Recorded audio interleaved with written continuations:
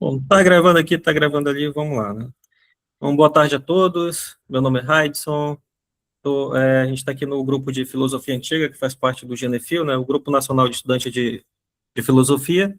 Eu estou aqui com o Erison, com o Jorge e o nosso amigo Roberto aqui também, que a gente vai dar continuidade à leitura do livro 3 da Ética Nicômaco, de Aristóteles, né? E a gente já viu bastante coisa, que a gente já falou sobre ações voluntárias e involuntárias, sobre uma nova categoria de ações que o Aristóteles ele elencou aí, né, nas ideias dele, que é a do não voluntário, né? A gente já falou sobre bem real, bem aparente, já falamos sobre, o que mais? Sobre as críticas, né, que o Platão, que o Aristóteles já fez também sobre Platão, sobre aquela questão que a gente viu na semana retrasadas, que o Aristóteles, o Platão vai dizer, né, que ninguém é mal voluntariamente, né, porque o erro viria da ignorância, aí o Aristóteles vai falar que vai, vai dizer que o homem é o originador das suas, assim como ele é o pai dos seus filhos, né, mas ele também é o originador das suas próprias ações, né, então a gente não pode fugir das nossas próprias responsabilidades, né, se a gente negar os nossos erros, a gente vai ter que negar também os nossos méritos, né, porque seria contraditório eu falar assim, eu sou o autor, eu sou o responsável, eu sou o autor dos meus méritos, das minhas virtudes, mas daí, depois eu falar assim, mas agora em relação às minhas falhas e meus vícios, né, quem é responsável é minha natureza, ou fatores externos, entendeu? Então, o Aristóteles, ele vai colocar que o homem é o originador das suas próprias ações, né? Se você comete uma ação, uma péssima ação, uma ação ruim, foi porque você não teve a capacidade de deliberar corretamente, né, para poder fazer uma escolha que seja, né, que seja boa. Então, ele tem essa visão, e a gente vai dar continuidade aqui a tudo isso que ele já vem trazendo, já vem falando, né, sobre a deficiência moral, sobre a excelência moral, e tudo isso está relacionado com a excelência moral, né? Então, a gente vai dar continuidade aqui a esses termos que fazem parte da responsabilidade moral do indivíduo, né, que faz parte da ética aristotélica. Então, tudo isso que a gente está vendo é importante para compreender tudo isso, tudo que já foi dito, tudo que ele está dizendo aqui na obra dele, né, que é o Aristóteles, ele é bem minucioso, né, com aquilo que ele fala, com aquilo que ele escreve. Então, vamos dar continuidade à leitura, né? Deixa eu só mudar aqui de aba, aí a gente... Eu leio o parágrafo, aí a gente dá, né, a gente vai revezando, tá bom? Perfeito, perfeito. A gente vai. Ok, aí se alguém quiser falar alguma coisa, vocês já estão adaptados nessa prova? Qual é o parágrafo? Qual é a secção? Livro Não quer 4 acompanhar quê? pela tela, Jorge? Não quer acompanhar pela tela? Deixa eu ver aqui a sessão... Não. Qual é a cota disso? Se não perco.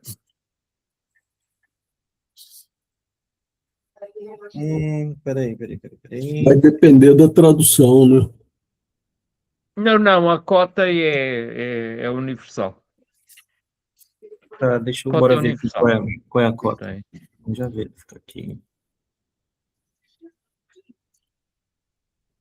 1100 e quanto? Acho que é 1114, Jorge, deixa eu ver aqui. Estão mais É, para trás. 1114b aqui, ó.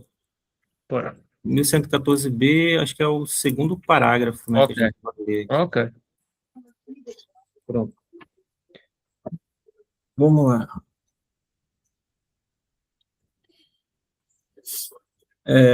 Se não é por natureza, então, que os fins não aparecem a cada pessoa tais como são, de tal forma que algo também depende da pessoa. Ou se os fins são naturais, mas pelo fato de o homem bom adotar voluntariamente os meios, a excelência moral é voluntária. A deficiência moral também não será menos voluntária. Com efeito, no homem mau também está presente aquilo que depende dele mesmo em suas ações, embora não esteja na escolha de seus fins.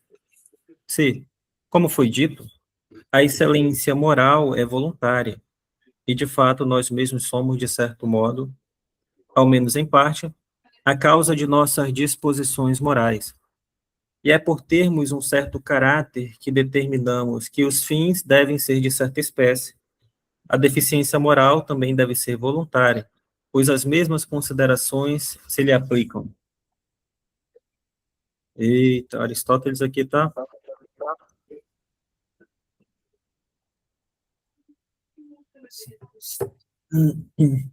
Então a gente já viu que as aspirações elas visam os fins, né? Então as escolhas elas visam os meios. O Aristóteles ele faz essa distinção, né? Então a gente sabe que a excelência moral ela não vem até nós por natureza, né? Ele diz aqui, mas sim por hábito. Se não é por natureza, então que os fins não aparecem a cada pessoa tais como são, de tal forma que algo também depende da pessoa, ou se os fins são naturais, mas pelo fato de o homem bom adotar voluntariamente os meios, a excelência moral é voluntária. A deficiência moral também não será menos voluntária. Eu achei essa parte um pouco, acho que a pontuação está meio confusa, né? Eu até estou perdido, porque eu não estou a encontrar isto no texto. Eu não estou a ver esse, como sabem. Acompanha pela tela, Jorge, é melhor? Pois, o que eu queria Mas é porque saber ele a tá com- cota exata. Ele tá com o grego, né? Ele tá com o Ah, tá, original o aí, grego. ó. Não, estou com várias coisas. Mas é 1114 quê? 1114B, B. Jorge. B, né? B de B. bola. E a linha? B de bola. A linha Não tem? tem que contar, não tem não. Deixa eu ver Ah, aqui. não, se não tem, se não tem, não sabes. Não sabes. Pronto, deixa. É porque modifica da tradução para o original Exatamente. a linha. Não, a linha, isto tem tudo linhas, tal como tem as cotas. Depois vai de linha em linha no original, mas depois aparece aqui, não é? As linhas aparecem todas aqui. Não é a linha da edição, é a linha. Não interessa. Adiante. Então ele está dizendo aqui que a excelência moral, assim como a excelência moral é voluntária, a deficiência moral também é, né? E ele diz assim, de tal forma que algo também depende da pessoa, ou se os fins são naturais, mas pelo fato de o homem, bom, adotar voluntariamente os meios, né? A excelência moral é voluntária. A deficiência moral também será menos voluntária, né? Ah, então, o homem, ele é responsável pelas suas próprias ações, né? Quando ele vai fazer algo, então tudo depende da pessoa, ele está dizendo, né? As suas ações, a sua finalidade. Os fins são naturais, mas pelo fato de o homem bom adotar voluntariamente os meios, a excelência moral é voluntária.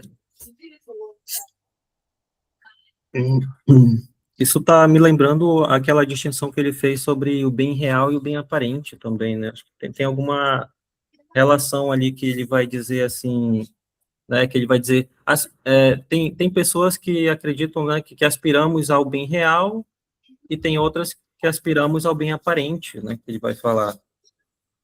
Então, aquelas pessoas que acreditam que aspiramos ao bem real, né? Então, elas devem considerar que... Estou procurando aqui o texto que está essa parte aí. Então, elas devem considerar que aquelas pessoas que cometem erros, né? Elas não possuem objeto de aspiração, ou seja, o objeto de aspiração que ele está falando é objeto de escolha, né? O objeto de escolha já é o desejo, né, da pessoa. Aí, mas aquelas pessoas que acreditam que o bem aparente é o objeto de aspiração, elas têm de admitir que como é que diz? Elas têm que admitir que não existe um objeto natural de aspiração, né? Mas somente aquilo que é bom a cada homem, a cada pessoa, a cada indivíduo, né? Então, aqui ele traz essa questão da finalidade como algo natural, né? Então, a partir do momento que você tenta por exemplo, reduzir o seu desejo, né, ao invés de reduzir o desejo ao bem aparente, que é aquilo que é verdadeiramente bom, né, você tenta reduzir ao bem aparente, né, como a um bem que apenas existe na aparência, que é subjetivo, e ao reduzir o desejo ao bem aparente, né, então você perde aquela ideia de que o ser humano ele tem uma finalidade natural, né, ou seja, um telos, voltada para o bem real e absoluto, tornando o bem subjetivo, né, apenas aparência. Então, acredito que ele tenha um pouco de relação a isso, com isso também que ele está falando aqui, né. Se não é por natureza, então, que os fins não aparecem a cada pessoa tais como são, é porque depende da pessoa, né, então não aparece a cada pessoa como são, tais como são, de tal forma que algo também depende da pessoa, ou se os fins são naturais, mas pelo fato de o homem bom adotar voluntariamente os meios, a excelência moral é voluntária. É porque voluntariamente os meios, porque a escolha, ela tem relação com os meios, né? A excelência moral tem relação com os meios também. É voluntária. A deficiência moral também não será menos voluntária. Ou seja, então, a questão do voluntário, ele está relacionado tanto com a excelência com a deficiência moral, né? Com efeito, no homem mau, né? Ou seja, aquele homem que está colocando aqui que faz péssimas escolhas, né? Péssimas decisões, no homem mau também está presente aquilo que depende dele mesmo em suas ações, né? Porque cada homem é responsável por aquilo que faz, né? Embora não esteja na escolha de seus fins. Lembrando que a ética aristotélica, ela visa um fim, né, que ele já começa o livro 1 ali dizendo que toda ação, toda indagação, assim como todo propósito, né, toda arte, toda ação, toda indagação, assim como toda ação, todo propósito, visam a um fim, a uma finalidade, né, e aqui ele está, então a ação do homem bom ou do homem mau visa um fim, tem uma finalidade naquilo ali, né.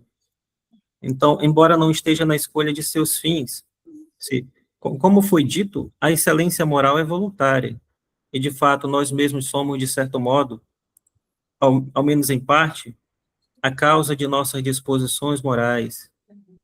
E é por termos um certo caráter que determinamos que os fins devem ser de certa espécie. A deficiência moral também deve ser voluntária, pois as mesmas considerações se lhe aplicam. E o que vocês pensam, meus amigos? Vocês concordam, discordam? O que dá para tirar mais dessa parte que a gente leu aí? Desculpa.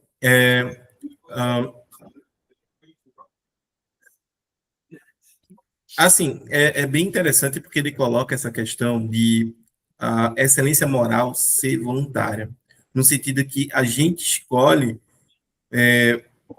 né, voluntariamente, né, sem nenhuma coação, a ser um sujeito moral, entendeu? Se portar com moral. Da mesma forma que há pessoas que escolhem, né, deliberadamente, voluntariamente, fazer o errado, entendeu?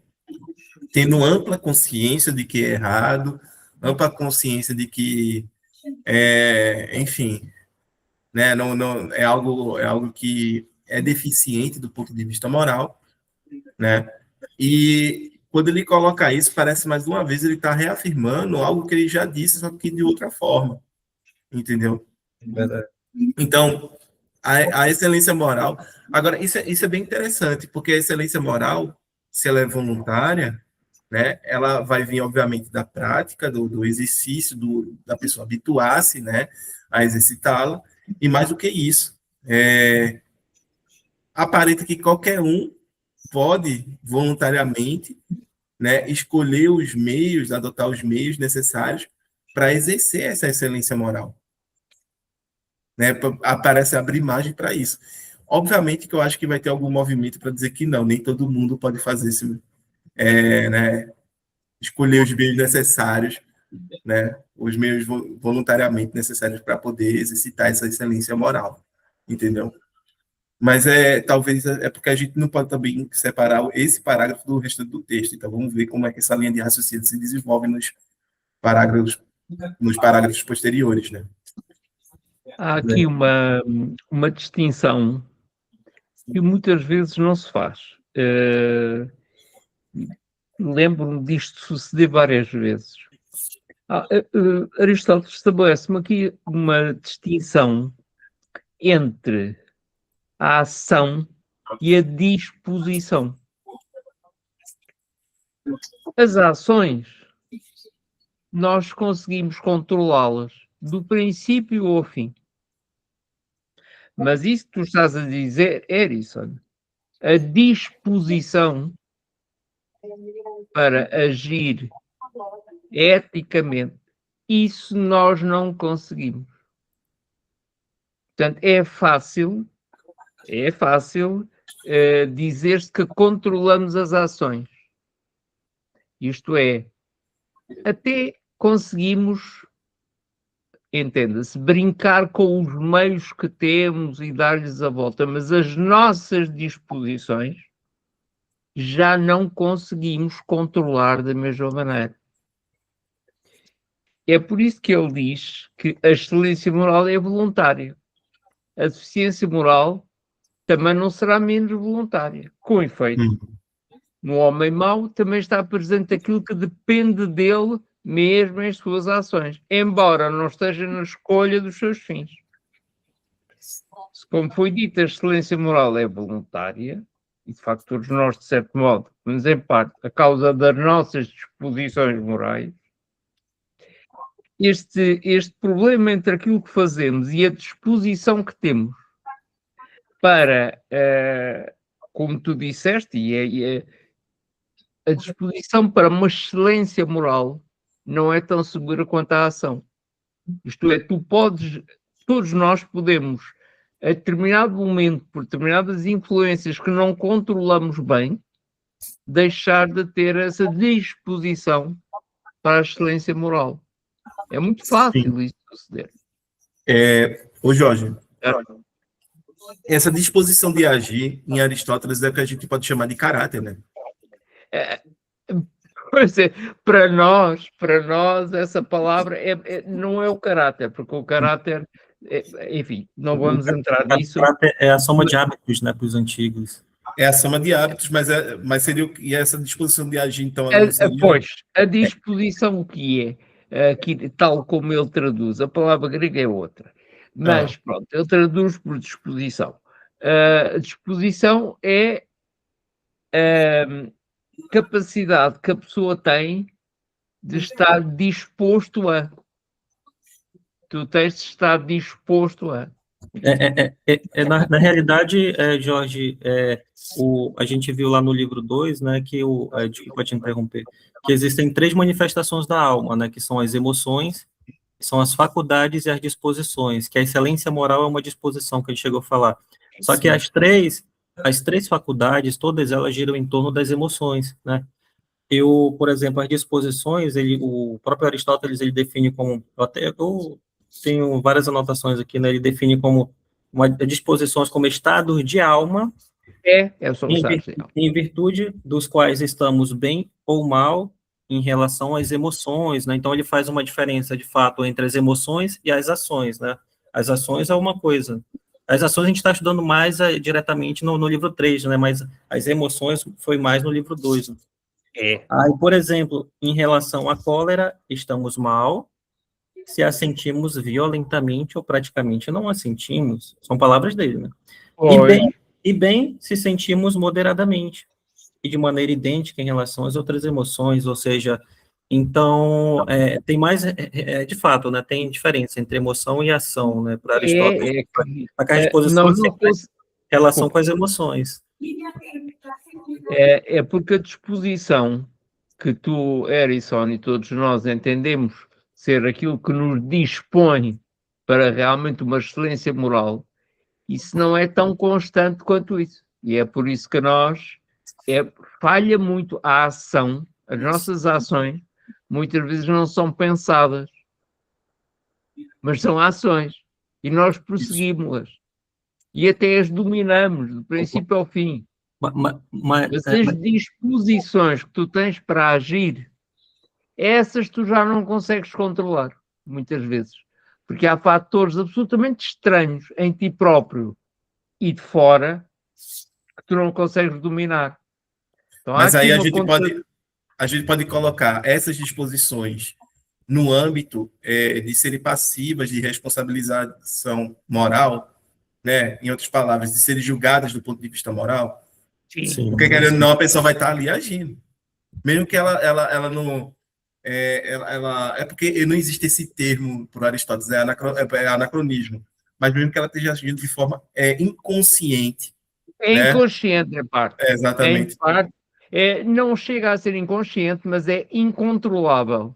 E tu Incontrolável. dirás com isso, por ser incontrolável, é inconsciente. Não é bem assim. Porque eu tenho consciência e, no entanto, não consigo controlar, não é? Isso é assim, todos nós sabemos que isso nos acontece. Estamos conscientes e, no entanto, não conseguimos controlar.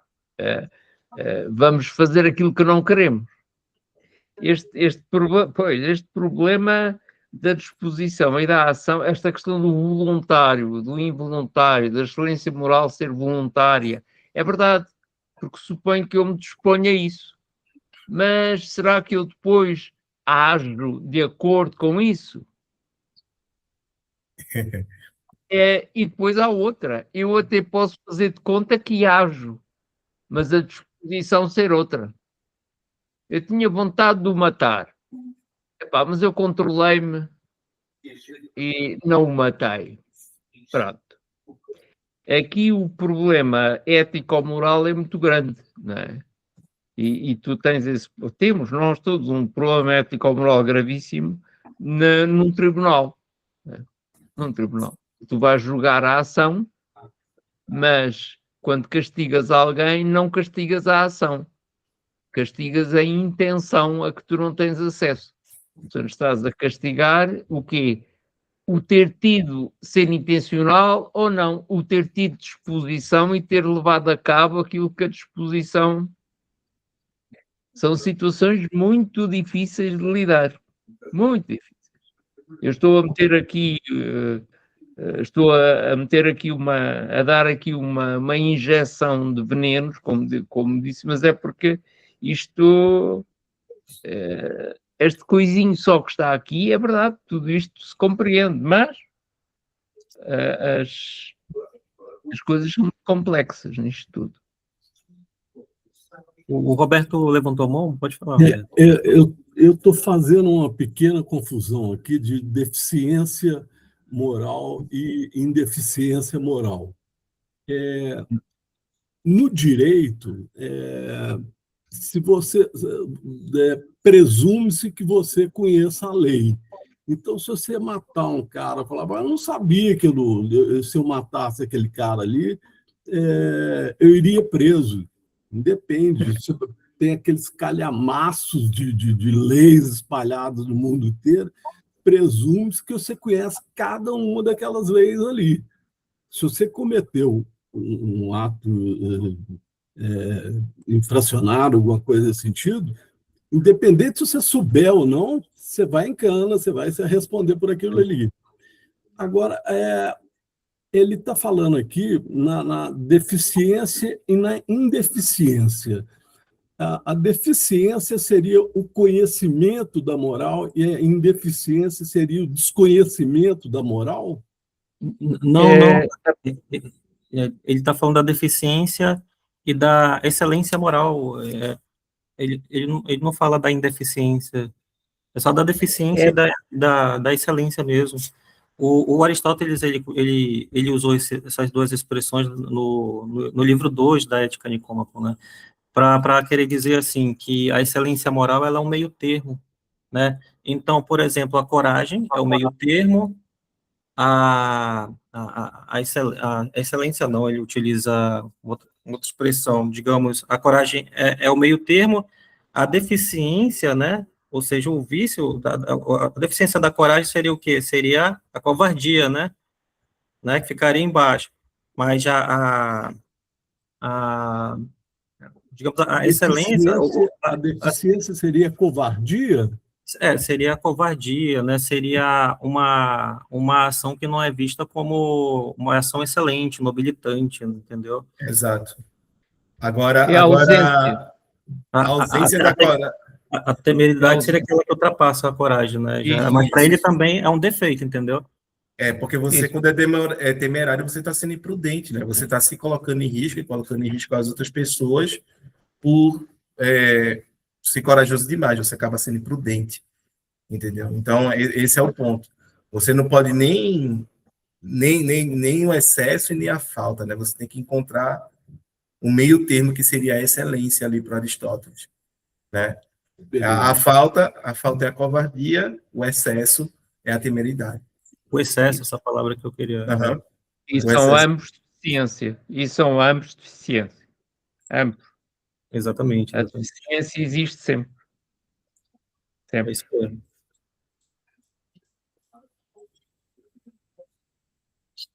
Eu lembro do... Não, pode falar. Eu lembro do nosso amigo Martorelli, quando teve uma ocasião que ele disse assim que matar alguém não está na lei, não é contra a lei, né? Por exemplo, se você mata alguém, você tem que analisar a situação, entendeu? Porque ele pode ser culpado ou não.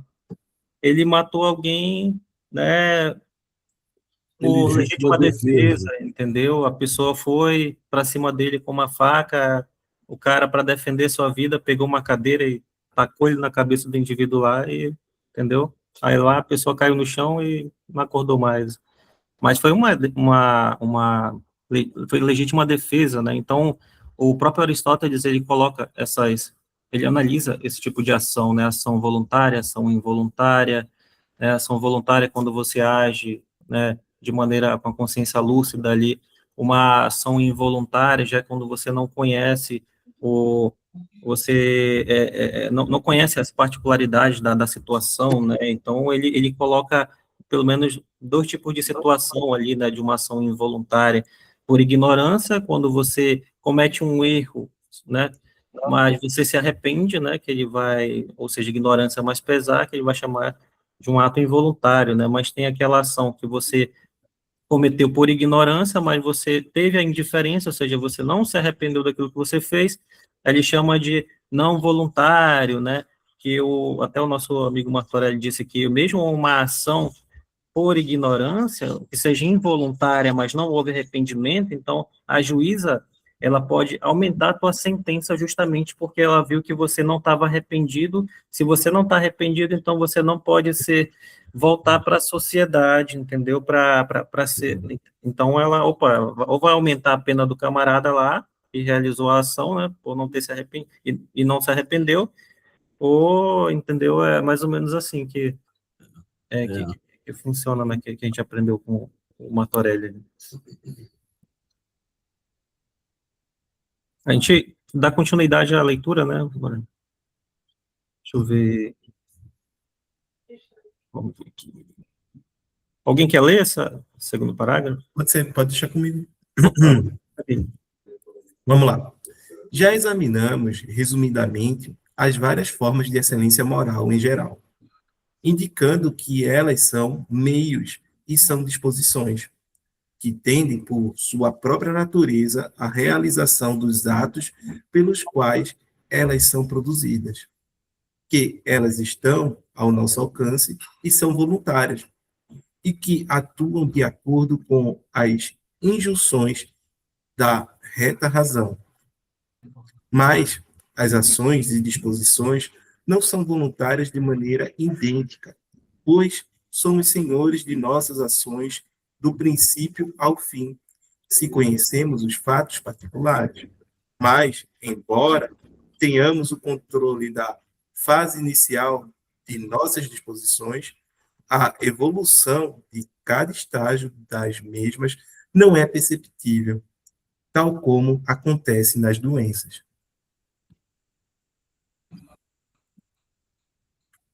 Mas, já que a maneira de agir dependia de nós, as disposições morais são voluntárias. Retomando, porém, a indagação, examinemos as várias espécies de excelência moral separadamente e definamos a sua natureza, as classes de objetos com as quais elas se relacionam e como elas se relacionam com eles. Veremos, ao mesmo tempo, quantas são as formas de excelência moral. E aí ele vai para o parágrafo 6, que ele deve fazer uma espécie de taxonomia das excelências morais, né? Exatamente.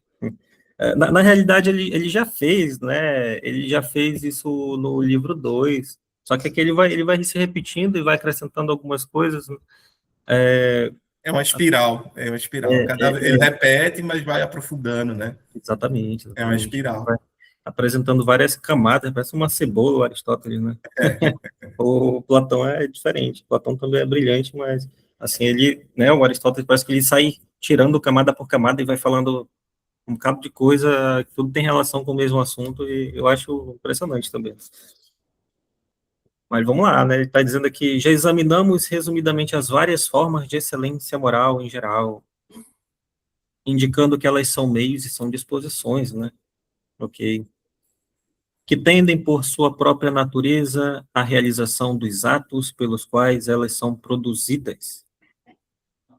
Que elas estão ao nosso alcance e são voluntárias. De fato, a gente viu isso, né? Que a nosso alcance, né? E são voluntárias, e que atuam de acordo com as injunções da reta razão. Reta razão, ele vai falar sobre a reta razão lá no livro 6, vai falar mais detalhadamente sobre isso lá. Agir conforme a reta razão, sempre repete isso. Mas ações e disposições não são voluntárias de maneira idêntica, pois somos senhores de nossas ações do princípio ao fim. Se conhecemos os fatos particulares, se conhecemos, né, tem uma, né, o se aí, o que o se significa na lógica? É uma hipótese, né? É uma hipótese. Tal problema, não. Não é? Oi? Não há maneira, não há maneira de sair disto aqui. Se conhecemos os fatos particulares, né, mas embora tenhamos o controle da fase inicial de nossas disposições, a evolução de cada estágio das mesmas não é perceptível, tal como acontece nas doenças. Curioso. É intrigante, né? É intrigante ele falar disso, porque, tipo, se a gente conhece, né, as particularidades, a gente deveria ter maior controle sobre o processo, né, que se dá às nossas ações, e inclusive as consequências de determinados atos, né? Verdade. A gente, então é como se, né, a gente... ele diz aqui, mas embora tenhamos o controle da fase inicial de nossas disposições, a evolução de cada estágio das mesmas não é perceptível, tal como acontece nas doenças. Ou seja, a gente pode ter até controle dos estágios iniciais, mas quando, né, a gente... como posso falar? Esses estágios se desdobram. É que nem uma febre, Elis. Né? Quando você, alguma doença te atinge, você sente primeiro uma febre, né? Que é o corpo já está dizendo, opa, tem alguma coisa errada com você, né? Fica esperto aí, entendeu? Exato. Você já, né, tem alguma coisa inflamada, né? Então começa logo o primeiro sintoma é a febre, muitas vezes, né? Você sente a febre, aí da febre, se não for tratada, né, a tempo, se você for prolongando, ou muitas vezes a causa da doença começou pela febre, mas tem algo muito mais avançado, né? Então ela vai por etapas, a febre, aí se for, por exemplo, um câncer, né? Aí ele vai, né? Uma célula cancerígena, ela vai se espalhando, né? Vai entrando em processo de metástase, então vai passando etapa por etapa, né? Até ele diz que a fase inicial a gente conhece, né? A gente está lúcido, a gente sabe o que está acontecendo, mas quando vai progredindo de etapa para etapa ali, né? Essas etapas, ele diz que não é perceptível, a gente não consegue perceber com clareza, né? Muitas vezes a doença a gente já está afligido, né? A gente já não está muito, né?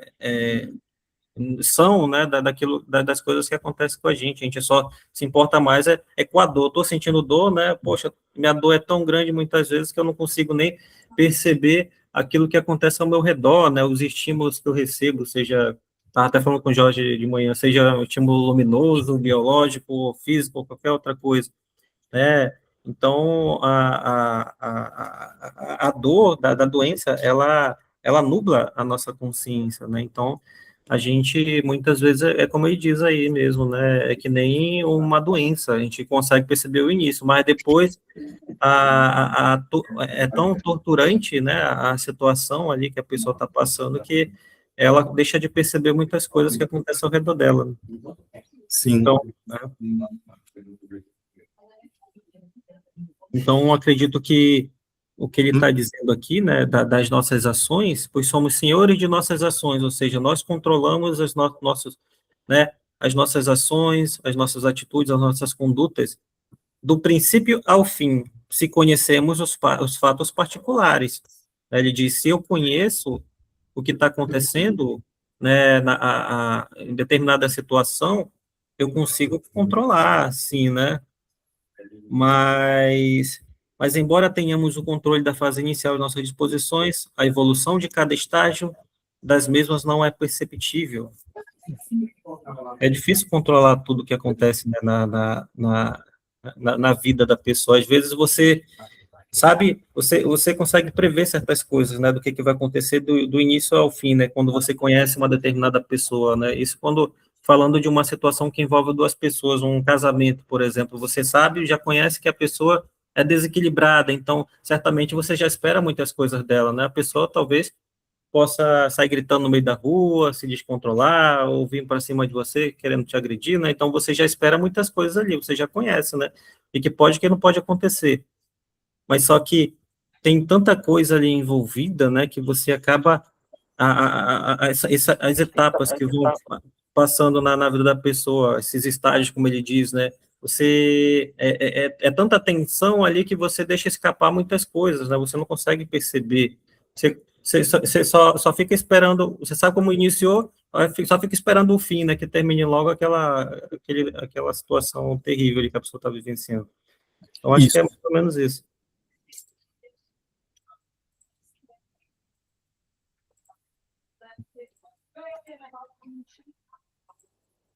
Deixa eu ver aqui. Ele fala mais aqui.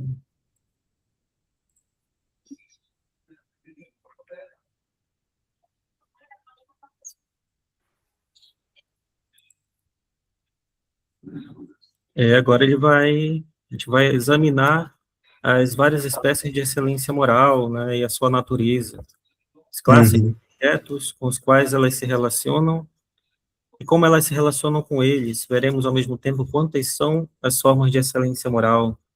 Isso. O Jorge ficou calado agora, porque Jorge estava pensando. Sim, não estava, não estou a ver bem isto. Não estou a ver bem, não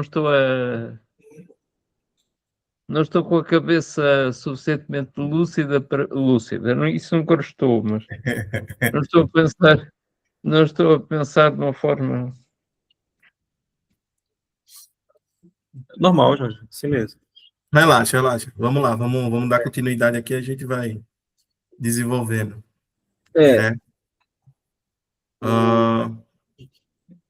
Tu continua ou continua, Raidson? Eu posso continuar, eu não sei se o Roberto ou o Jorge querem ler também. Pode. Você pode continuar ou eu posso continuar, ou Edson? Tanto faz.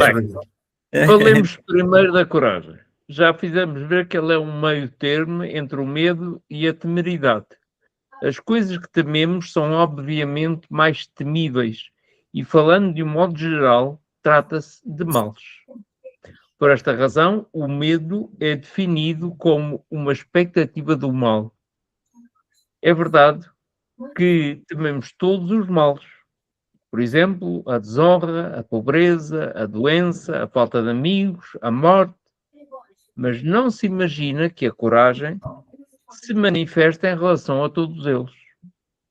Com efeito, deve-se, e é até nobilitante, temer alguns deles, e é ignóbil não os temer. A desonra, por exemplo, as pessoas que a temem são boas e decentes. E as que não a temem são desvariadas, embora haja quem diga, por analogia, que tais pessoas são corajosas, pois a sua conduta tem alguma similaridade com a coragem, já que o homem corajoso também é ousado. Talvez não devamos temer a pobreza e melhor ficar por aqui, não? Ou querem que eu leia mais? Querem que eu leia mais? Pode ler, João. Deixa eu ver até onde vai dar. Talvez não devamos temer a pobreza e a doença, nem de um modo geral os males que não provêm da deficiência moral, nem são devidos ao próprio homem. E o homem destemido, em geral, em relação a estes males, não é realmente corajoso. Aplicamos-lhe, entretanto, o termo em decorrência também de uma similaridade, pois alguns homens covardes, diante dos perigos da guerra, são liberais e confiantes em face da perda dos seus bens. Homem também não é covarde se teme um ultraje aos seus filhos e à sua mulher, ou a inveja, ou algo da mesma natureza. Nem é corajoso se mostra arrogante quando está na iminência de ser açoitado. Em relação a que coisas temíveis, então, o homem demonstra ser corajoso? Seria em relação às mais temíveis? Com efeito, provavelmente ninguém se manterá mais firme que o homem corajoso diante das coisas realmente temíveis. Ora, a morte é a mais temível de todas as coisas, pois ela é o fim de tudo. E pensamos que quando o homem morre, nem o bem nem o mal existem mais para ele. Mas aparentemente não é em todas as circunstâncias que a morte dá oportunidade à manifestação da coragem. Por exemplo, num naufrágio ou no caso de doença. Em que circunstâncias, então? Certamente nas mais nobilitantes.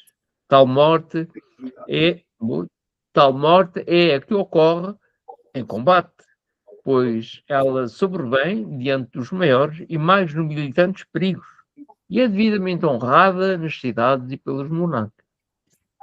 Será face de uma morte nobilitante e de todas as circunstâncias em que haja um perigo real. Pulou uma linha. Saltei uma linha. Será chamado corajoso com toda a propriedade, então, o homem destemido em face de uma morte nobilitante e de todas as circunstâncias em que haja um perigo real de morte. E as emergências da guerra são desta natureza e em seu mais alto grau. Verá quando é que isto acaba, pá? Assim há uma confusão. Já está aqui tanta coisa, pá. Deixa eu ver aqui. Já. É um parágrafo gigante, mas a gente... Epa. Então melhor é acabá-lo e depois voltamos atrás, claro. Mas termina, dá para terminar, Jorge? Quer ler logo? Acabar com isso. A gente termina e qualquer coisa a gente... Desculpa. Mas em naufrágios também, e em face das doenças. O homem corajoso é destemido, porém, não da mesma maneira que os tripulantes no naufrágio, pois o homem corajoso perde logo todas as esperanças e lhe repugna a ideia de morrer afogado, enquanto os tripulantes ainda têm esperanças por causa da sua experiência. Da mesma forma, demonstramos coragem em situações nas quais há oportunidade de evidenciar bravura, ou em que a morte é nobilitante, mas na morte em caso de naufrágio ou por doença, nenhuma dessas oportunidades pode apresentar-se. Muito extenso, muita coisa. A gente agora pode reler por partes, sei lá, tentar dividir. Por parte, porque é um parágrafo que praticamente tem uma página toda, né? Então, muito longa aqui a linha de raciocínio que ele tenta desenvolver. Melhor aos purinhos. Vamos lá, vamos dar uma olhada aqui nessa parte, né? Falamos primeiro da coragem, né? Já fizemos ver que ela é um meio termo entre o medo e a temeridade. As coisas que tememos são, obviamente, coisas temíveis e, falando de um modo geral, trata-se de males. Por esta razão, o medo é definido como uma expectativa do mal, né? Exatamente, você tem medo porque você sabe que algo pode, né, te ferir, algo pode, né, sei lá, tomar sua vida, te causar sofrimento, dor, né? Então você tem a expectativa do mal, tem a expectativa de que algo possa, né, te acontecer.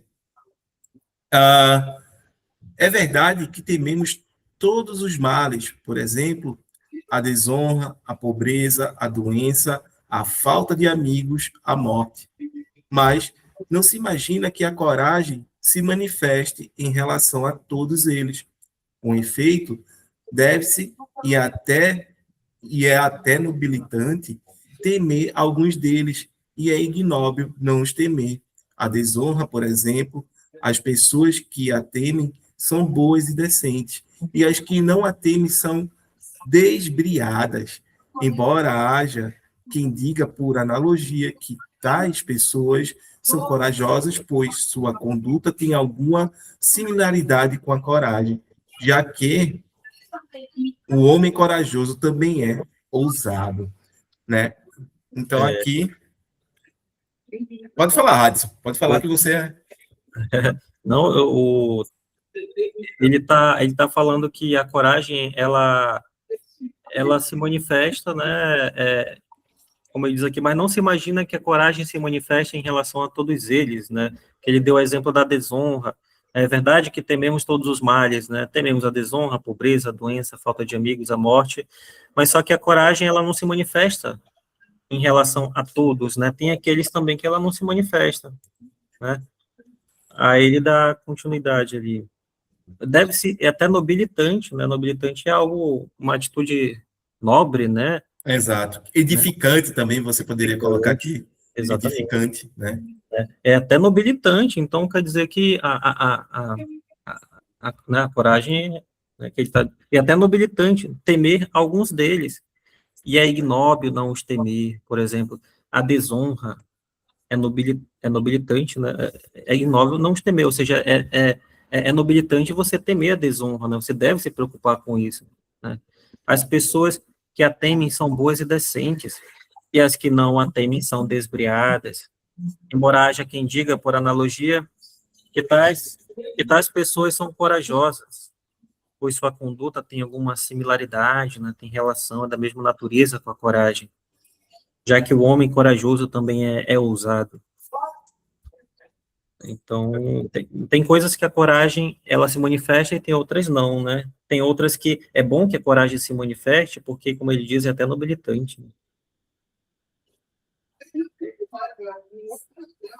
É mesmo preciso coragem, para que ela, uma coragem que não é tão visível assim, é uma coragem íntima, para não manifestar visivelmente que se é corajoso. É preciso ter coragem para fazer isso. Para não ceder à fácil aparência de ser corajoso. É uma visão muito poderosa que ele tem das coisas aqui. Eu estou a deduzir daquilo que ele diz. Ele não diz isto. Eu é que estou a deduzir do que ele diz. Mas é a retirar daquilo que ele diz isto. Ele não diz isto. Eu é que estou a pensar que é preciso ser corajoso para não exibir que se é corajoso. Ou que queremos que os outros pensem que nós somos corajosos. É preciso ser corajoso. Sim, quando a gente... Forma cobardia, mas é. Isso. Aí já a coragem tem relação direta com o bem real, né? Aquilo que é verdadeiramente bom, né? Agora, quando eu finjo uma ação, que eu finjo que eu sou corajoso, né? Aí já estou vivendo naquilo que ele chama de bem aparente, né? Já vivendo da aparência, apenas a aparência, né? O curioso que os antigos, né? Aristóteles, Platão, falam muito da questão da aparência, né? Da aparência de uma ação que aparentemente é justa ou que é injusta, né? O Platão fala muito disso. Ele diz aqui também, talvez não devamos temer a pobreza e a doença, Eu fiquei curioso com essa frase. Talvez não devamos temer a pobreza e a doença. É que ele já disse lá muitas vezes que no livro 1, né, que que uma pessoa bem-nascida, né, primeiro ele disse que tem gente que confunde a felicidade e a eudaimonia com a boa sorte, né, confunde a felicidade e a eudaimonia com a boa sorte.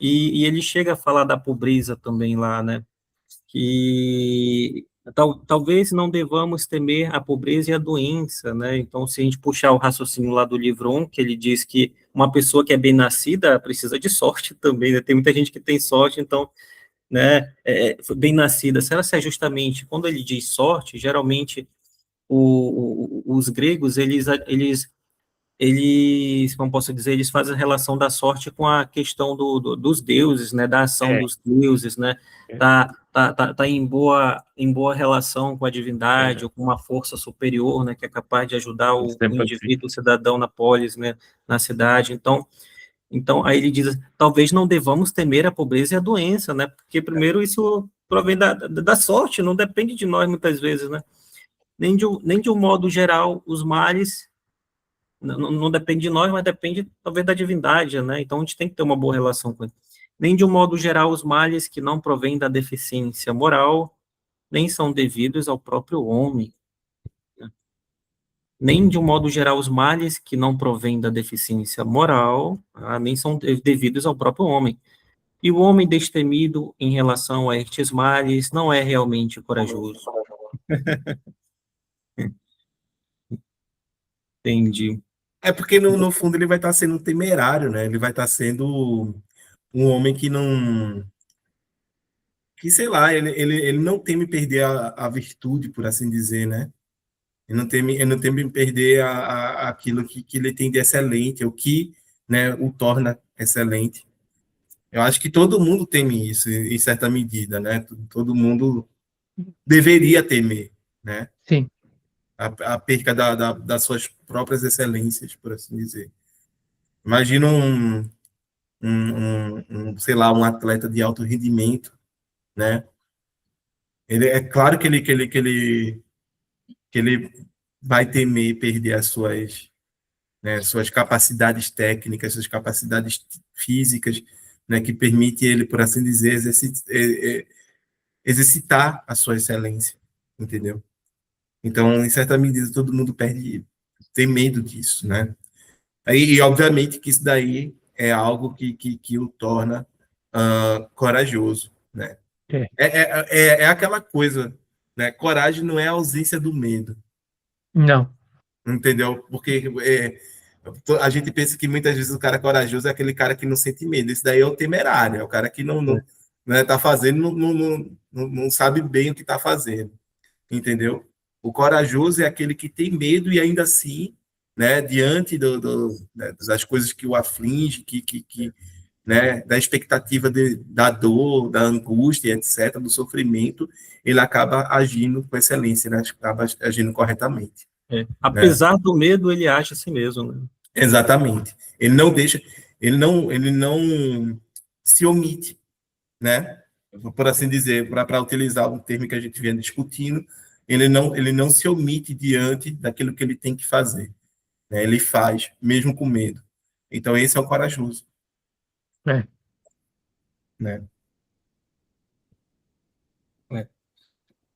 Ele diz, aplicamos-lhe, entretanto, o termo em decorrência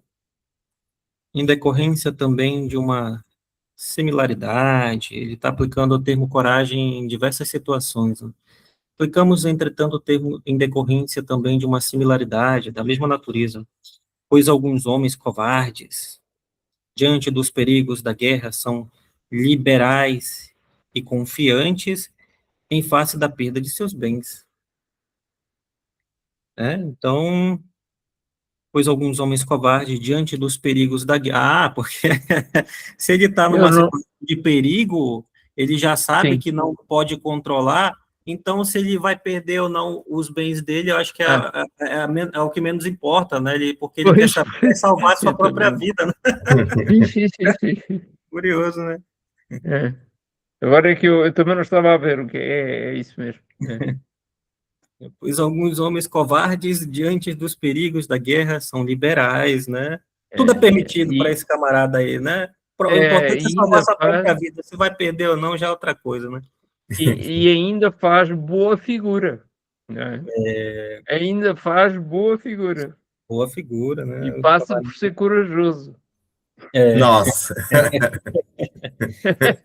O, Mas sabe qual é o bom? É que a aparência de moral não significa ser moral, né? Não, Isso não, daí, pois é mas, isso aí. né, a aparência de excelência não significa ser excelente, Não, mais uma vez, né? não, não, exatamente. não, porque repara bem o que é que ele disse lá atrás, ó, Erison. Aham. É preciso um senso moral interior, porque não falamos aqui em inatismo, não é?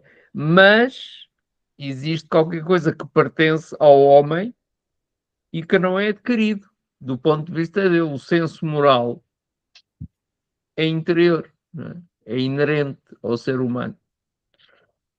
Pois a partir daí, o que tu fazes com isso, isso é contigo, não é? Sempre. Sempre. Isso me fez lembrar do banquete, né? Assim, do Platão lá, né? Que ele vai dizer, ele vai falar do sujeito que vai para a guerra, né? Então ele diz assim, ele fala do amante e do amado, né? Então, por exemplo, É, se o amante, se ele fizer alguma coisa errada, ele não vai, se ele vê o pai dele, se o pai dele, ou a mãe dele, a esposa dele, vê ele cometendo algum erro, ele não vai sentir tanta vergonha assim, entendeu? Mas agora, se o amado vê o amante dele, se o amante dele vê o amado cometendo algum erro, aí pronto, a vergonha vai ser tremenda, né? Ele diz isso, aí ele diz assim, numa guerra, se os amados e os amantes estiverem numa guerra lutando junto, não vai covarde jogando a lança, jogando o escudo e fugindo, não, entendeu? Porque ele não vai querer cometer um erro diante do amado e o amado mas até de vencer um exército superior ao deles, né? Porque eles estão lutando por causa do amante e do amado, né? Então ele fala isso. Ele diz assim: não há covarde, não há indivíduo covarde que o Eros, né? Não seja capaz de tornar uma pessoa virtuosa. não, por isso, Ele, é isso. ele fala, cara, tem uma linguagem lá muito, muito bonita, velho. Sim, sim, é. É impressionante. Então, tava lembrando disso. Para dar continuidade aqui, né? Cadê? Bora onde a gente parou. É, aqui. A gente está relendo esse parágrafo para reconstruir a linha de raciocínio do Aristóteles, né? É preciso reconstruir precisamente isso. Porque Exatamente. ele é muito longo Essa e linha. aí a gente precisa tomar É ponto a ponto. complicado. É complicado. Uhum. Aí diz assim: um homem também não é covarde se teme um traje aos seus filhos e à sua mulher, ou a inveja, ou algo da mesma natureza, nem é corajoso se mostra arrogante quando está na iminência de ser açoitado. Quando eu li essa parte aqui, um homem também não é covarde, ou seja, ele não é covarde se teme um traje aos seus filhos e à sua mulher. Aí eu fiquei pensando, ele não é covarde se ele temer um traje à família ou sua mulher, se a sua família né, se fizeram um traje à sua família, ele deveria ter coragem para ir lá e defender, né? Só que ele está dizendo que não é covarde se ele teme, se ele pode até não temer, né? Mas justamente para proteger, né? Depois que eu vim entender, né? Acho que no sentido de que ele teme o traje contra a família dele porque ele não quer que a família dele sofra, né? Exato. Então, Mas isso não faz dele um covarde, entendeu? exatamente. Talvez faça ele de alguém prudente, faça ele Isso. né, que olha, opa, não, né, tem que ter um certo cuidado aqui para. É. Né? Eu já vi situações em que, mas em filmes, assim, em situações em que a pessoa, né, podendo deixar para lá, não posso dizer, para preservar a integridade da sua própria família, Aí resolveu se revoltar por causa de de uma besteirinha de nada que aconteceu, e a outra pessoa lá, que estava no meio da desavença, acabou baleando, furando, ou seja, cometeu uma ação muito grave lá, que a pessoa, o pai de família acabou morrendo, né, por causa daquilo. Eu não poderia ter deixado para lá, então, ou seja, se eu deixar para lá, se eu temer e deixar para lá, pelo bem da minha família, pela integridade da minha família, eu não sou covarde, eu sou corajoso, né? Porque eu estou sendo prudente, né? É mais ou menos assim que ele está dizendo, né? Sim, pelo menos eu acredito que seja. Sim, sim. Mas assim, o ponto todo é o fato dele temer, tá? Temer. O ponto todo, não é quer dizer que está acontecendo efetivamente, mas ele temer tal coisa, né, não torna um covarde, não faz dele um covarde. Sim, sim. Em outras palavras, né, o medo em muitas circunstâncias, ele exerce, né, como se fosse um critério, né, para nossa prudência, né? O medo muitas vezes faz com que a gente se torne prudente. O problema é quando a gente deixa de ser prudente, né, e se torna covarde. Entendeu? Mas o medo ele é um indicativo. Muitas vezes, se você souber utilizar, ele é um indicativo de que, opa, se tem algo que possa dar errado aqui, né, eu posso tomar determinadas medidas, determinadas ações, né, que façam com que, se vier a dar errado, eu não tenha consequências tão graves ou, né, eu não sofra com determinadas consequências, por assim dizer. Isso, exatamente. O que foi? Pode falar. Pode falar, Jorge. Não.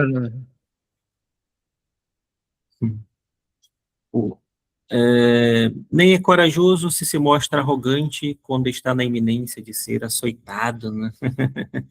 Eu estou sendo açoitado mesmo, né? Então eu posso ter ter o luxo de ser arrogante, né? Com quem está me oprimindo. Em relação a que coisas temíveis, então, o homem demonstra ser corajoso? Seria em relação às mais temíveis? Com efeito, provavelmente ninguém se manterá mais firme que o homem corajoso diante das coisas realmente temíveis. Ora, a morte é a mais temível de todas as coisas, pois ela é o fim de tudo. E pensamos que quando o homem morre, nem o bem nem o mal existe mais para ele. Mas aparentemente não é em todas as circunstâncias que a morte dá oportunidade à manifestação da coragem. Por exemplo, no naufrágio ou no caso de doenças.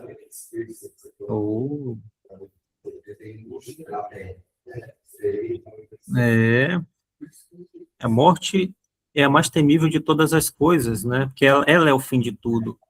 Mas só que quando uma pessoa morre, ele diz que nem o bem nem o mal existe mais para ele, porque a pessoa já morreu mesmo, né?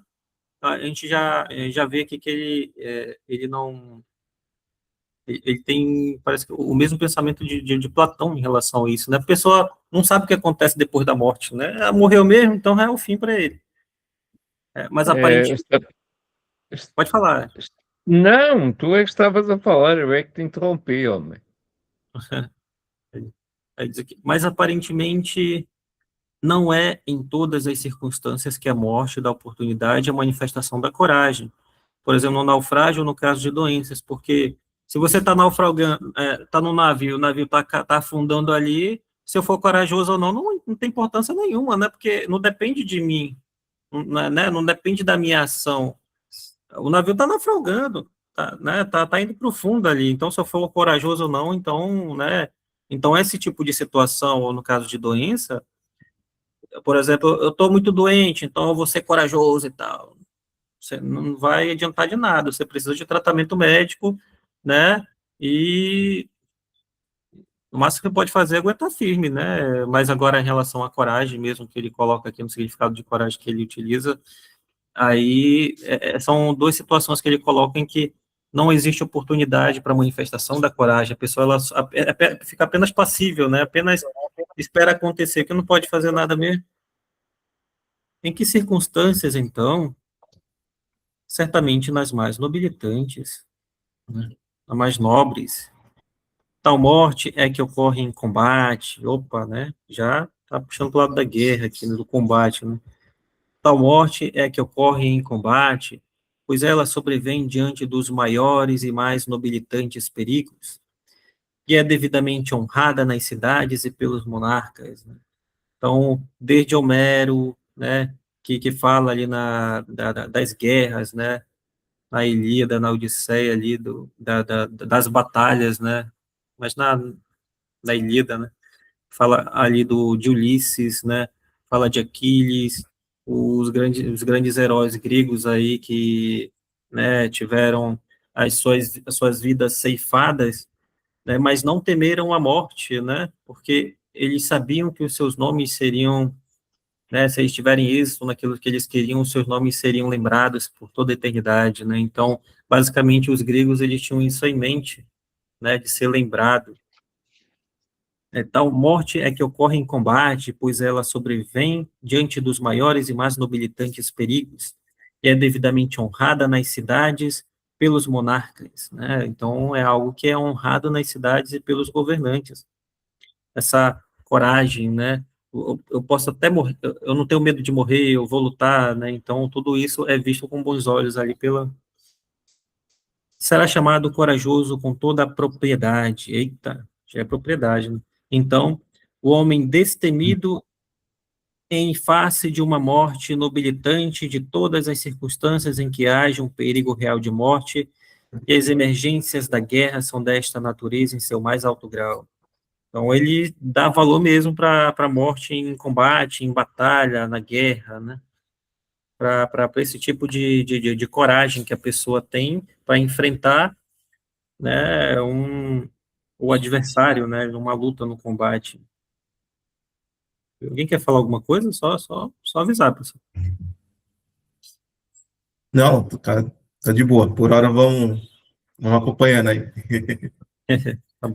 Essa morte que ele fala aí estaria, né, a coragem seria a coragem de você ir para a luta, ir para o combate, ou não temer a morte? Acho que as duas Ele é coisas, né? corajoso bastante, ele é corajoso bastante, que ele não teme a morte. É porque eles acreditam que a glória, eu posso até morrer em combate, mas a glória que me espera vai ser maior se eu lutar pelos meus, eu lutar pela minha pátria, se eu tiver coragem, né, de ser, de ser corajoso e batalhar, por mais que as condições não me favoreçam, né, mas eu tenho coragem de ir lá e lutar, mesmo que a morte seja iminente, né, mesmo que a morte seja, que eu saiba que o que me espera seja morrer mesmo em batalha, né, seja nesse sentido aqui que ele está falando, né. Será que ele teria essa mesma opinião? Aí eu vou indagar, né? O Aristóteles, Nessa opinião de o cara tá indo para a guerra, é morto, cagando nas calças de medo de morrer, de ser atingido por uma flecha ali, uma espada, mas ele vai para a morte. Ou a diferença daquele que vai para a morte, ele vai lutar, combater, mas sem medo de morrer. Que haveria uma diferença aí, né? perdão, quando você estava falando, aí eu achei que você fosse seguir uma linha de raciocínio, mas só que aí você seguiu por outra, aí eu não acompanhei, você pode repetir as duas ocasiões?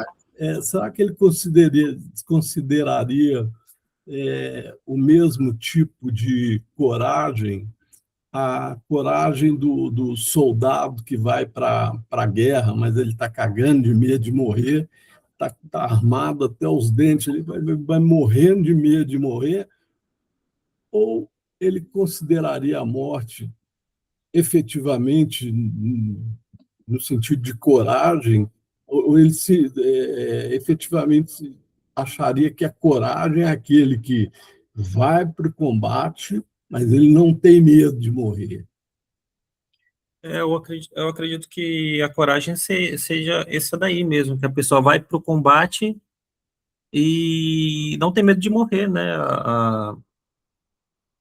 Porque Ele não teme a morte, ele não né? teme a morte, né? É, Mas é, ô, Radisson, não seria bem isso, não. Seria a pessoa que é, Não, vai com medo, entendeu? Temendo a isso. morte e tudo mais, mas ainda vai. Mas Entendeu? ainda vai. Mas ainda vai para o combate, entendeu? A coragem consiste nisso. A ausência do medo é algo até complicado, porque parece que o medo parece ser algo, e aí eu vou falar como os antigos falam, né? Algo inerente à natureza humana, né? Sim. Parece que os seres humanos, todo mundo tem essa capacidade de Tem. sentir medo, Sim. né? E aí é que tá. Muitas vezes esse medo é responsável por nos paralisar, por nos impedir de agir o pior, agir contrariamente àquilo que deveríamos fazer, entendeu? Por medo, acabei, né, desertando da guerra, por exemplo, entendeu? Não fui ao combate, mas fugi do combate, Pronto. certo? Por medo, antes mesmo de saber, né, qual seria o resultado desse combate. Então, essas coisas, né, obviamente, constitui a natureza do ser humano, é intrínseco à natureza, é inerente a gente, eu, eu, né? Sentir eu- medo. Mas aí é que tá, o que nos faz ser virtuosos é, diante do medo, não se deixar controlar pelo É, medo, entendeu? Não deixar que o é medo isso. seja o motor, o guia das nossas ações, das É. nossas atitudes. eu penso assim, de fato, o medo, ele faz parte da natureza humana. Só que quantos Aquiles existiram, né? Ou seja, a maioria pensa assim, né? Pensa assim que, por mais que eu tenha medo, esteja com medo, mas eu estou sendo obrigado a ir para a guerra, porque se eu não for primeiro o meu monarca, o meu comandante, ou seja, uma pessoa que é superior a mim vai me considerar traidor e vai querer me matar. Então, por medo, eu vou para a guerra. Só que, agora, qual a diferença de uma pessoa comum para uma pessoa que nem um Aquiles, que já é um herói grego, né? Um Não, é herói. assim, o Heitor, ele foi lutar com o Aquiles sabendo que era o Aquiles, né? Mas era Aquiles, né, cara? Ele Aquiles, tá foi. entendendo? Não, então, é que tá. O Heitor, ele foi sabendo que era o Aquiles. Ele foi, Ainda mas sabendo, sim, ainda sim. sabendo que era o Aquiles, Foi corajoso. ele poderia muito bem dizer, olha, né, tá ali Aquiles dando nos portões de Troia, né, dizendo, vem aqui, Heitor, vem aqui que eu vou, né, te matar, etc. E o Heitor não se assustou nada, não ficaria, Exatamente, entendeu? mas ele foi para defender, ele foi com medo, sim, porque ele sabia que o Aquiles era o cara, né? Só que ele Exatamente. foi com medo, mas só que o que eu tô querendo dizer é que a maioria das pessoas agiam assim, mas tinha aqueles que agiam não por temer a morte em si, no caso do Aquiles. A preocupação do Aquiles era uma preocupação que fazia parte da própria cultura do povo grego, né? Eles sabiam que não tinha condições de existir muitos heróis na cidade. Nem todo mundo era Aquiles, nem poderia se tornar Aquiles, né? Só existia um E nem todo mundo era Heitor, tá? Heitor também era tido como alguém sim, sim, extremamente sim. nobre, extremamente Forte, habilidoso, forte, com né? certeza, com Virtuoso certeza. e etc. E aí é Mas, que tá. Mas mas se fosse qualquer outro, diria que não iria descer das muralhas de Troia para enfrentar o Aquiles. Qualquer outro diria. E aí ninguém, todo mundo diria o quê? Ele foi dominado pelo medo. Mas Heitor, por ser um mas sabe grande. por que ele foi? Sabe por que ele foi? Ele Ah, foi porque a questão da honra domina o pensamento. É, é, Então qual foi o principal motivo para começar a guerra entre os gregos e os troianos? Não foi por causa do irmão do Heitor lá que aparentemente sequestrou a Helena, que era a esposa do troiano lá, não é? Do é um troiano? estandão. Do grego, né? Que era a esposa do grego. Então, para defender a honra de seu irmão, o Heitor foi lá batalhar no lugar dele, entendeu? Né? Porque o cara teve coragem de pegar a mulher do outro, né? De levar a mulher do outro para a terra dele, para ficar dentro das muralhas lá da casa dele, mas não teve coragem de lutar sua própria batalha. O que né? aconteceu? O Heitor foi lá defender a honra do irmão dele, porque senão o irmão dele ia ser chamado de covarde. Então, é uma questão de honra. Eu estou vendo Aquiles na minha frente, mas o que me motiva é a honra, não é o medo. Tá entendendo? Não, claro ele pode. É claro que eu tenho medo. É claro que eu tenho medo. Eu sou Mas ele não deixou o medo todo eu sou de carne e osso, mas só que o que me motiva é a honra. Então eu vou lá enfrentar, por mais que eu tenha medo desse cara, por mais que eu conheça a história dele, o prestígio que ele tem entre o povo grego, eu vou ter que ir lá, tá entendendo? Então é isso. Agora, o que eu estou querendo dizer é que a maioria das pessoas, por mais que tenham medo, eles encaram. Só que o Aquiles, eu não sei te dizer, eu não de certeza, então eu vejo o Aquiles assim, como uma pessoa que não tinha medo, entendeu? Porque ele buscava ir para a guerra justamente por causa da honra, por causa dos feitos que ele poderia fazer, que ele poderia ter e realizar, coisas que ele não poderia fazer se ele tivesse ficado na terra natal dele, porque foi dada essa oportunidade para ele. A mãe dele, que era a deusa Tétis, falou para ele: olha, meu filho, se você voltar lá para Fitia, né, que é a terra natal de Aquiles, você vai ter uma vida longa, mas você não vai ser lembrado. Agora, se você for para a guerra, você vai morrer, mas em compensação você vai ser lembrado. Qual foi a escolha de Aquiles? Eu vou para a guerra. Tá entendendo? O cara desse, não, a preocupação dele é se ele vai ser lembrado ou não, cara. Tá entendendo o negócio? Então, não, é mais do que isso, né? É você saber que os seus atos ecoam na eternidade, pô. Então, essa é a preocupação. Entendeu?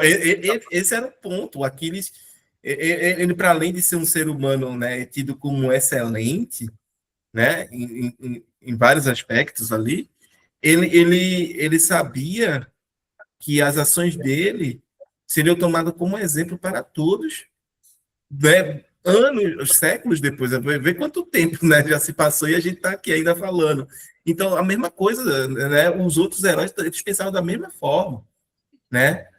Os nossos atos ecoam na eternidade, né? Ecoam na eternidade. Para sempre a gente vão lembrar da gente. Agora, se eu ficar, obviamente, lá quietinho na minha, né, sei lá, na minha cidade natal, etc., entendeu? Cultivando ali, né, vivendo aquela vida pacata, né? Que ato que ato é esse que vai ser exemplo para todos, entendeu? A mesma coisa, quem lembraria de Heitor, se Heitor, né, com aqueles gritando lá nas portas de Troia, nos portos de Troia, se ele aparecesse lá e dissesse: oxe, meu irmão, eu vou descer nada, o problema é teu aí, ó, fica aí, ó. Ninguém ia lembrar do Heitor, tá ligado? Ninguém ia lembrar. Eu acho que a situação pode ser mais ou menos guardada as proporções comparada ao Irã, Israel e Estados Unidos, né? Nossa, aí tá pesado. Enfrentar, eu tô morto mesmo, mas eu vou ali enfrentar a mesma mentalidade do sacrifício. É essa, senhor. É essa, senhor. Mas ali é complicado, ali é complicado. Ui.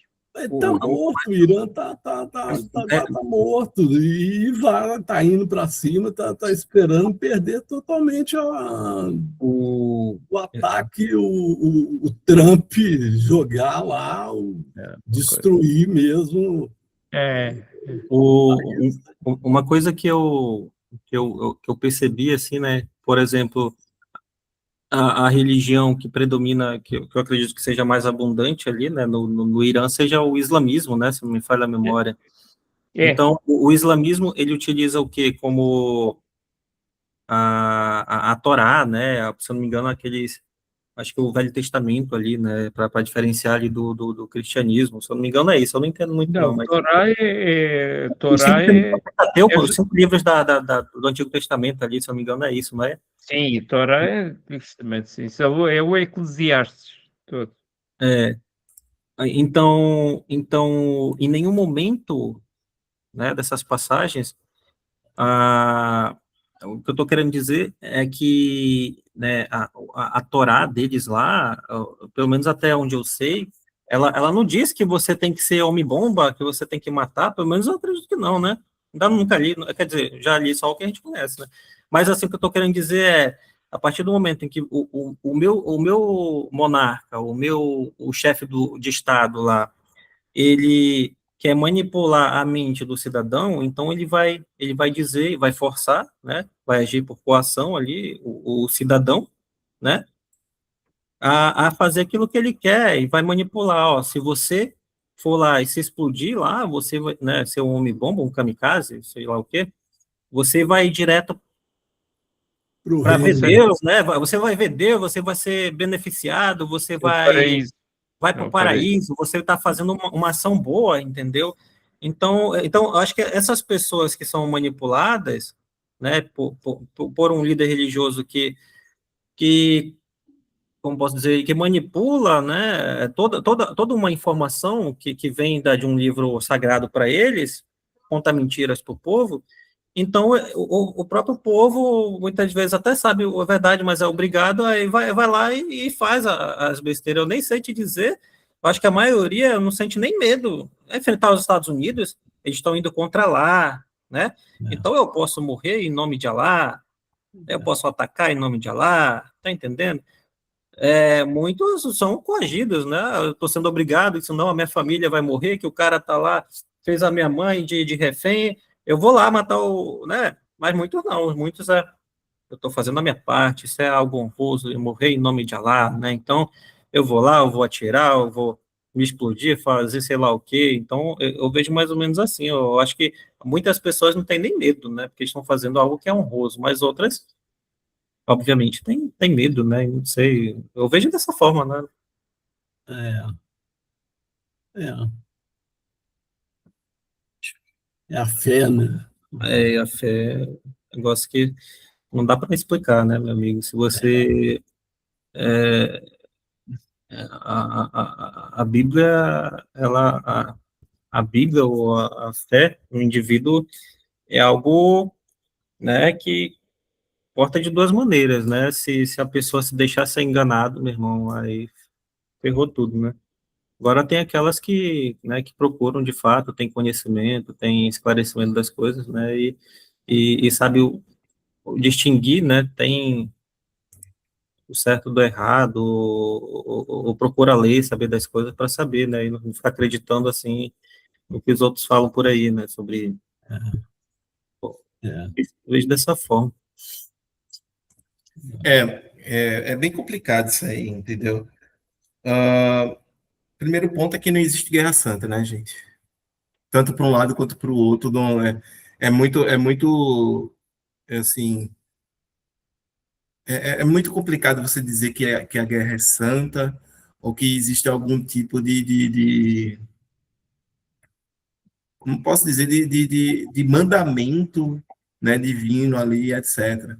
Entendeu? Outro ponto é que existe uma série de interesses, que isso daí que talvez é o que leve à guerra, né, econômicos ali, e que fazem com que aqueles países já estivessem em tensão durante muito tempo, né? Só que chegou no dado limite que não há mais negociação econômica possível.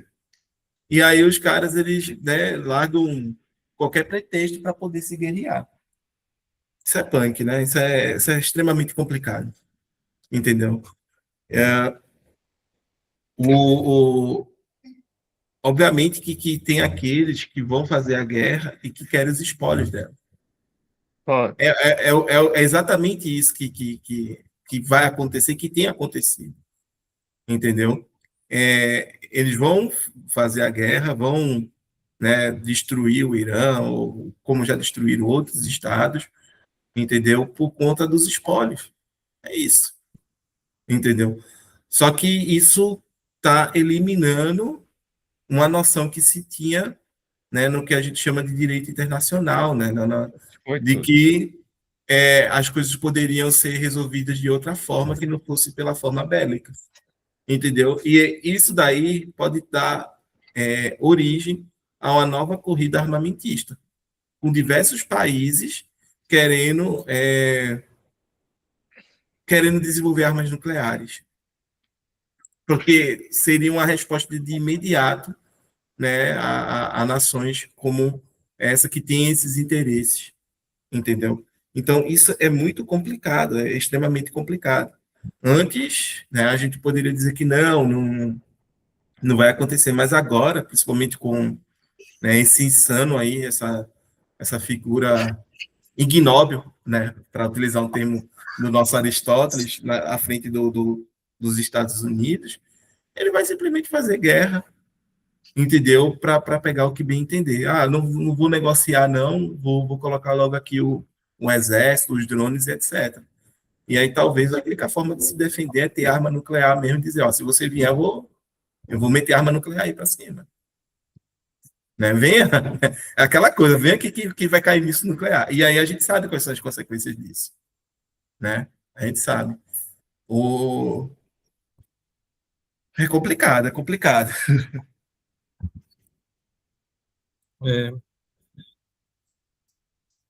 Ontem aquele meu amigo que tu sabes, Hudson, que é brasileiro, está na Alemanha, eu ontem enviei-lhe um texto e não queria estar a dizer o nome do dito de quem tu acabaste de falar, não é? Porque isto até é um bocado perigoso, não é? E dei-lhe a entender várias coisas, disse que eu disse, sinto uma vontade luciferina, Lucifer, contra o DNTR. DNTR. Ele não percebeu. E eu disse, preenche maioritariamente com vogais, o DNTR, e situa o sujeito noutro continente, não na Europa, noutro continente. Na Europa Norte, daquela que manda o samba, que é o Brasil. Olha se lá chega. Tem a mesma organização política que a zona do samba, o Brasil. Não dá para entender, escreveu ele. Entendi. É o monstro orange. O monstro orange, nunca tinha ouvido tal coisa. Monstro orange, também conhecido como Donícola. Estão a ver quem é. Tu estás a ver quem é, Edson. Eu tô lhe escutando, Jorge, mas tô vendo uma coisa aqui também. Mas eu ainda tô postando uma coisa. Mas continua. Vê o que é o monstro orange que eu nunca tinha ouvido. Mas o aí Monstro diz. Orange é o Trump? É. Entendi. Eu não sabia, o Martim é que me disse isto, que era o monstro orange. Monstro Também Orange. conhecido como Donícola. Donícola. Essa não conhecia Donícola. É engraçado. Não, É estas coisas realmente que o Brasil tem, pá, que são únicas. A maneira de dizer, a maneira. Eu não, fui eu quem não percebeu. E depois lá percebi. como é que As se coisas tão diz? engraçadas. O, o Wagner Moura, né, que tá aí concorrendo ao Oscar com o Agente Secreto, ele deu uma entrevista lá pro cara, um desses talk shows, né, que tem nos Estados Unidos, e aí ele falou, né, que, né, que gostou quando recebeu o prêmio lá, o cara agradeceu, né, ao Trump e achou, porque o Trump fez, né, uma propaganda contra ele e acabou tendo efeito contrário. Aí, né, ou seja, ele se tornou mais forte, né, saiu mais fortalecido ao ponto de ganhar prêmios e tudo mais. E aí o Wagner Moura, não, achei né, genial, acho que vou até agradecer ao Bolsonaro se recebeu o Oscar, porque né, o filme nasce exatamente disso. Né? Aí ele diz que o Bolsonaro é o Trump brasileiro, só que a gente colocou o nosso Trump na cadeia. Né? Que, diga-se de passagem, talvez fosse o caso de ter feito, porque se o Trump tivesse sido preso pelo aquele episódio lá no Capitólio, né, que foi uma tentativa de golpe de Estado nos Estados Unidos, né, a gente não estaria hoje passando por isso que a gente está passando, a Groenlândia ali sendo ameaçada, né, a guerra para tudo que é lado no globo, e ele financiando a guerra. Né? A seguir à Groenlândia são os Açores. Isso é limpinho, não é?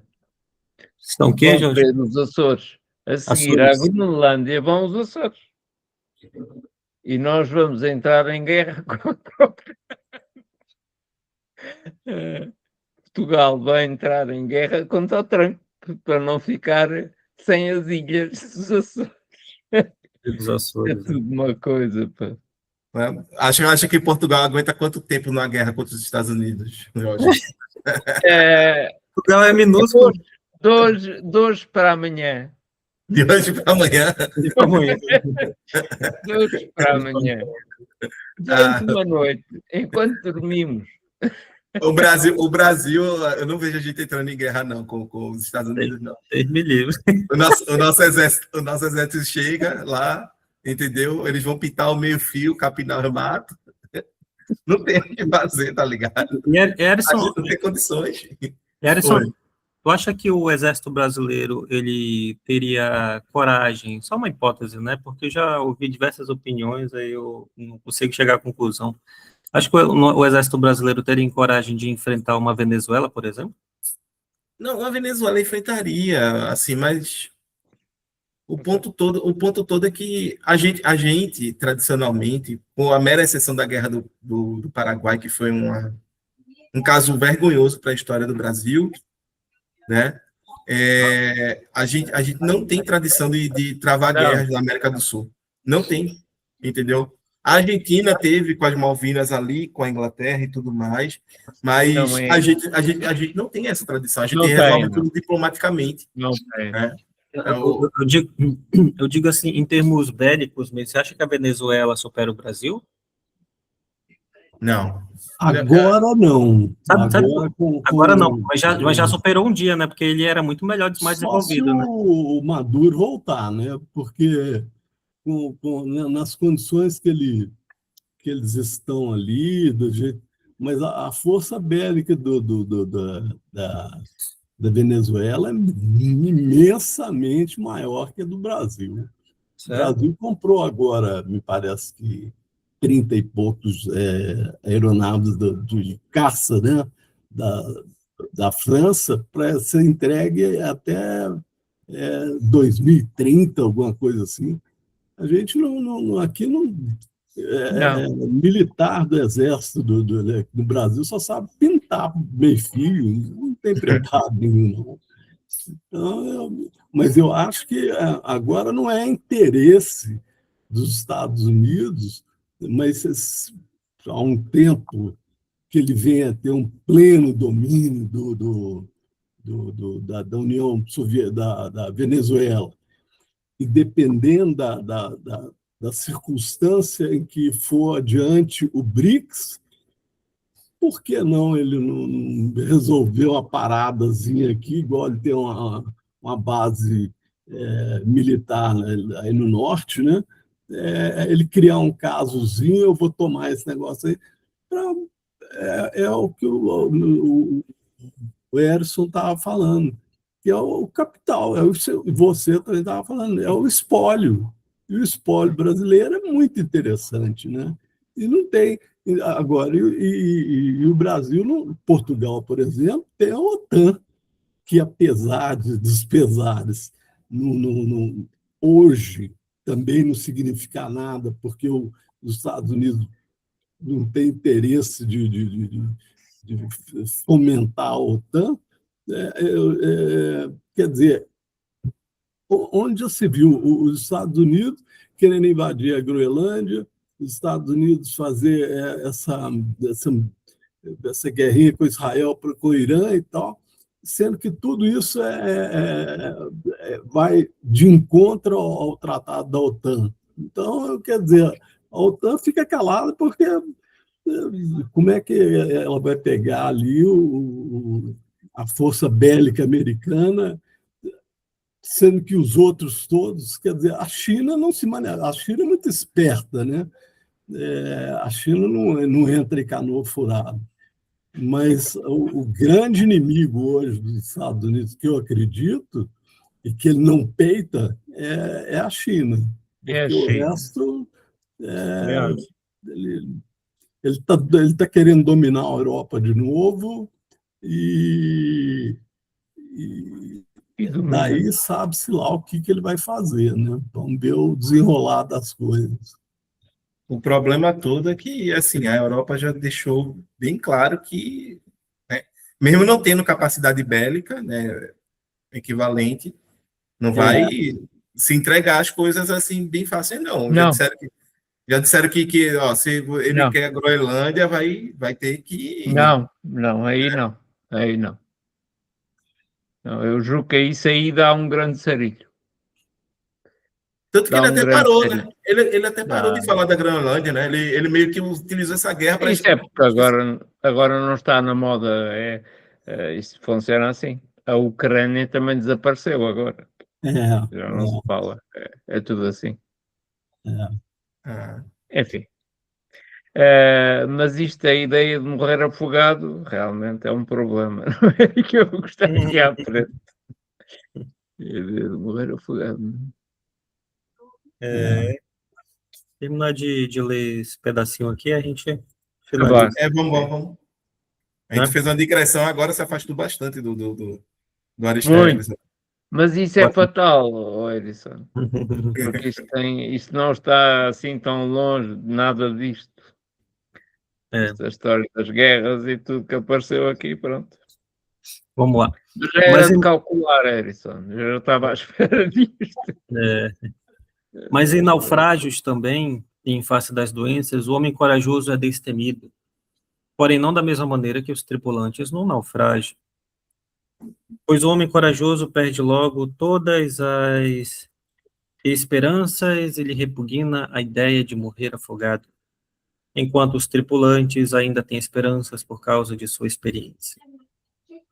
Da mesma forma, demonstramos coragem em situações nas quais a oportunidade de evidenciar bravura ou em que a morte é nobilitante, mas na morte, em caso de naufrágio por doença, nenhuma destas oportunidades pode apresentar-se.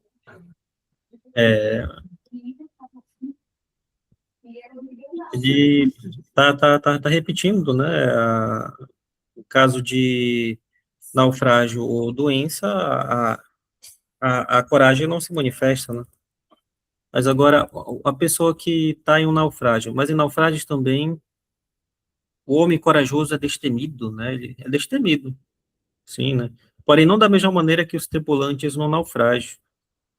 Mas o homem corajoso que ele está dizendo aqui não faz parte dos tripulantes também?